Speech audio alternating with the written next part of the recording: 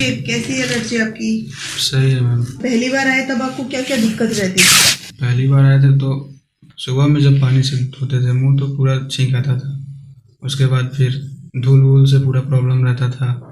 सब्जी का जो छौंक होता है, जैसे स्ट्रॉन्ग वाली स्मेल आती थी, हाँ। उससे दिक्कत होती थी। हाँ, जैसे सुबह में कुआ हुआ पूरा ठंडा निकले बाहर तो फिर पूरा छींक आने लगता था। सांस लेने में दिक्कत होती थी। हाँ, फिर रात में सोने के समय नाक बंद हो जाता था। तो जैसे आपने 15 दिन का ट्रीटमेंट लिया, उसके बाद में क्या सिचुएशन थी?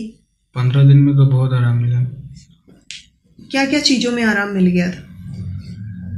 मतलब ये जो प्रॉब्लम थी जैसे छींक तो पूरे दिन आता रहता था और सांस लेने में भी ठीक हो गया, हाफ हो जाता था, वो भी सही हो गया।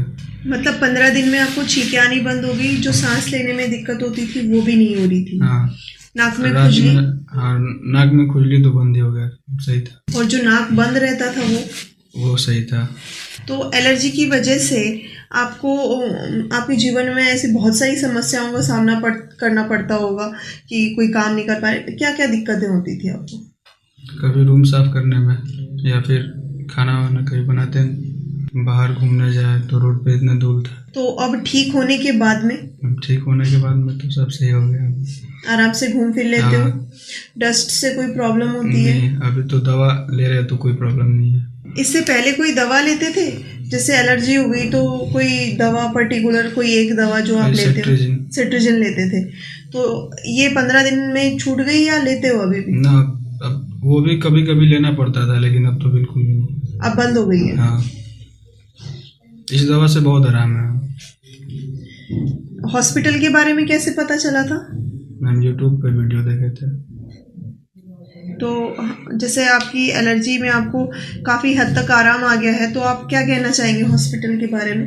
मैम हम तो यही बोलेंगे कि जिसको भी जो भी प्रॉब्लम है बिना कुछ सोचे यहाँ पे आए। कभी मन में आई एलर्जी की वजह से जब आपको परेशानी होती थी तो कि अब तो कुछ हो ही नहीं सकता, इसका कोई ट्रीटमेंट ही नहीं है? यस मैम, अभी वहाँ पटना में दिखाए थे पीएमसी, वहाँ एम्स में, तो वो डॉक्टर बोला कि ये तो सही नहीं कर पाएंगे लेकिन मतलब राहत रहेगा, कुछ दवा दिया था हमको।